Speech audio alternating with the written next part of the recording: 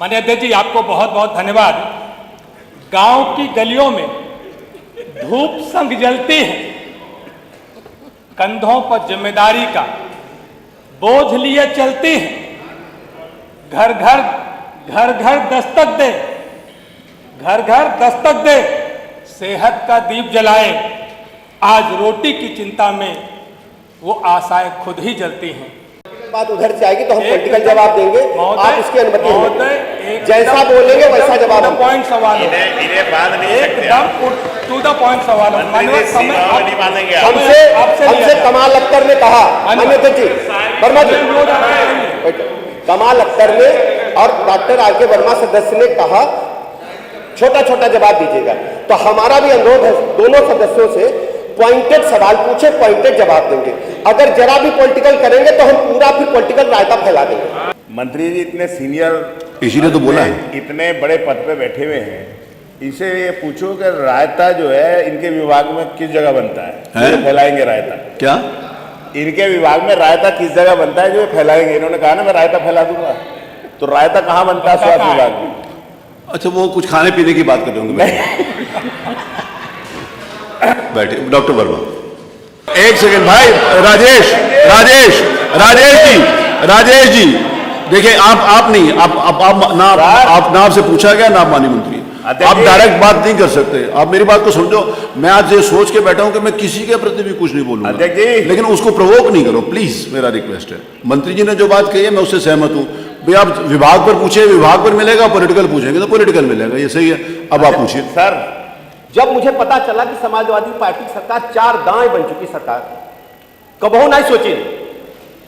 अब जो वैसे तक बैठिए जाएंगे तब इनका परेशानी हो रही है। परेशानी का हो रही, परेशानी का यह नहीं है कि आशा वर्कर, इनका परेशानी यह है कि कैसों तन जुगाड़ लगे।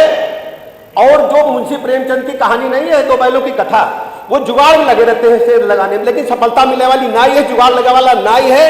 ये समझ लो अच्छी तरह तेरे, केवल ये मुंगेरी लाल के हसीन सपना है। महोदय, माननीय मंत्री जी का जो जवाब आया है वह गलत जवाब है। भारतीय जनता पार्टी की सरकार में आशा बहनों के जीवन में घोर निराशा और हताशा डालने का काम किया है। महोदय, आपने कहा कि स्वास्थ्य कार्यकर्ता है, मैं ये कहता हूं कि उनकी नियुक्ति एनएचएम विभाग से maternal and child health motivator के रूप में हुई है। और इसीलिए आशा कार्यकर्तियां लगातार आंदोलन कर रही कि मुझसे राज कर्मचारियों का काम करवाया जाता है, तो मुझे राज कर्मचारी का दर्जा क्यों नहीं दिया जा रहा है? मानो इसीलिए मैं कहता हूं आपके पास अवसर है, आप श्रेय ले लीजिए।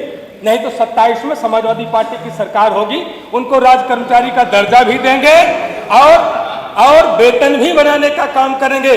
माननीय, मैं आपके माध्यम से माननीय उप मुख्यमंत्री जी से मैं पूछना चाहता हूं कि अगर आप राज्य कर्मचारी नहीं मानते तो सरकारी पोर्टल पर डेटा एंट्री कराने का काम आप आशा वर्कर से क्यों कराते हैं? सरकारी योजनाओं में लाभार्थियों को दस्तावेज का सत्यापन कराने की जिम्मेदारी आपने क्यों दे रखी है?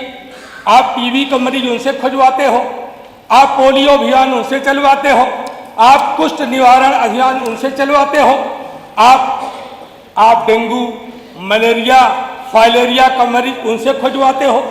माननीय, इसलिए लगातार चाहे कुपोषण अभियान हो, मैं बिल्कुल एकदम समय सीमा में ही बात को खत्म करूंगा। माननीय, इसीलिए आशा बहनें लगातार आंदोलन कर रही हैं कि उन्हें राज्य कर्मचारी का दर्जा दे दीजिए, क्योंकि आप राज्य कर्मचारी का ही काम करवाते हैं। मैं आपके माध्यम से मैं कहना चाहता हूं कि यह कृत्य सरकार का संविधान विरोधी है, समान काम समान वेतन का विरोधी है और संविधान के अनुच्छेद 21 और 23 का उल्लंघन करता है, जिसमें आप बेगारी कराते हैं। तो मैं आपसे ये पूछना चाहता हूं, क्या आशा कार्यकर्तियों को राज्य कर्मचारी का दर्जा देंगे, उनका वेतन देंगे और उनका इंसेंटिव बढ़ाने पर विचार करेंगे कि नहीं करेंगे? बहुत कम शब्दों में जवाब माननीय दे दीजिए। माननीय संदीप जी, 2 लोगों का नाम है माननीय जी। श्री संदीप।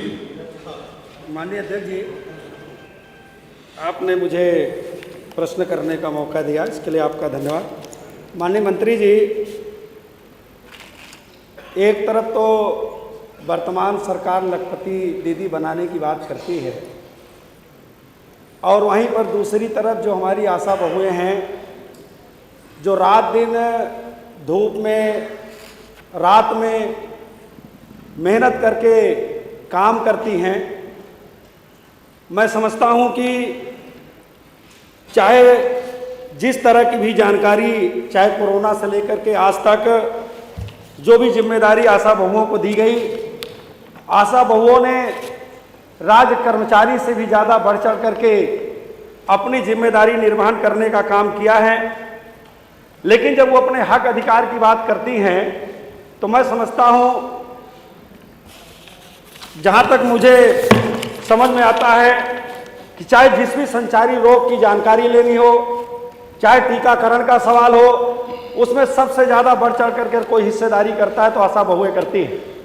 वहीं दूसरी तरफ हमारी एएनएम बहनें हैं, एक तरफ एएनएम हैं जिनको जो है राज्य कर्मचारी का दर्जा दिया गया, वहीं तरफ हमारी कुछ एएनएम बहनें हैं जिनको संविदा कर्मचारी के रूप में संविदा के रूप में नियुक्ति की गई। लेकिन दोनों लोगों के मानदेय में बहुत फर्क है। काम दोनों लोगों से बराबर लिया जाता है लेकिन मानदेय में बहुत फर्क है। आशा बहुएं भी मैं समझता हूं कि एएनएम से किसी भी दशा में कम काम नहीं करती हैं, लेकिन उनको तो मानदेय के नाम पर कुछ दिया ही नहीं जाता है।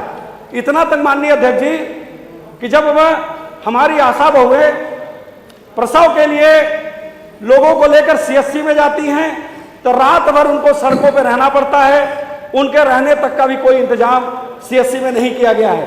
तो मैं माननीय मंत्री जी से बहुत कम शब्दों में समय में रहते हुए केवल एक सवाल करना चाहता हूं कि क्या जो हमारी एएनएम बहनें हैं जिनको राज्य कर्मचारी जिनको पूर्णकालिक रखा गया, जो संविदा में रखा गया, दोनों का मानदेय बराबर करने पर सरकार विचार करेगी।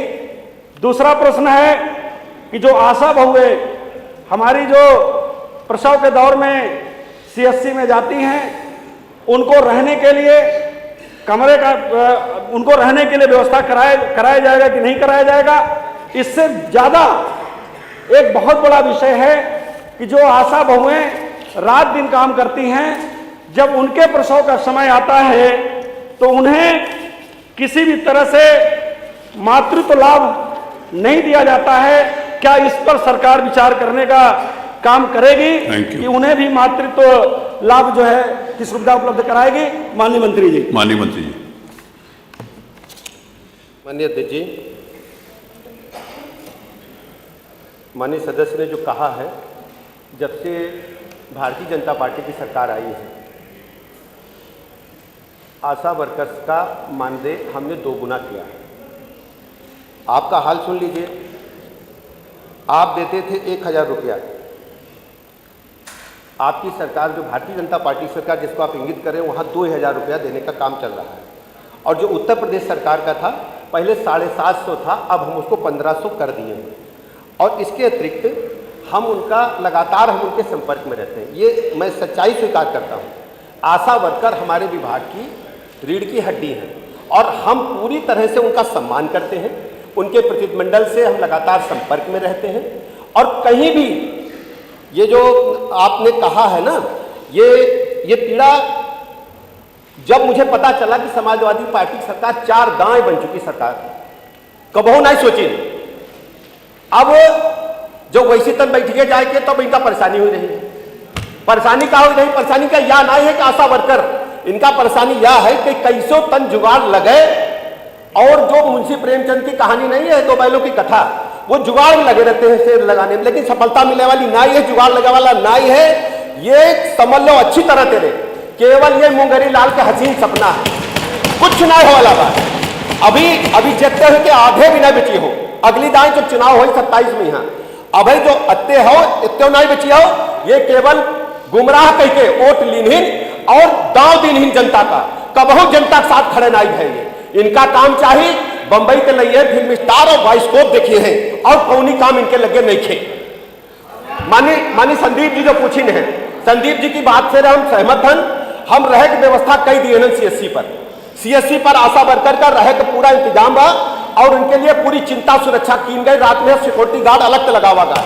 और बता दें जो मातृत्व अवकाश खातिर कहते हैं मात्र तो अवकाश खातिर कहा गया है कि नहीं मिलता, मिल रहा है। और जब तक यही सरकार आई भारतीय जनता पार्टी, तब तक उनका छुट्टियों दे रहे हैं ना, पूरा उनका इंतजाम, दवाई का इंतजाम सब हम कर रहे हैं। और ये कागज में है, चाहे जाके देख पलट के देख लो, और कौन बात हो बताओ, वो कर गए हो। आपने कौन सी बोली में बोला ये?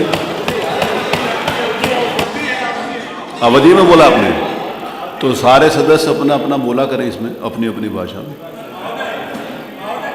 प्रश्न क्या 3 श्री कमाल अख्तर। अब आ गया जवाब।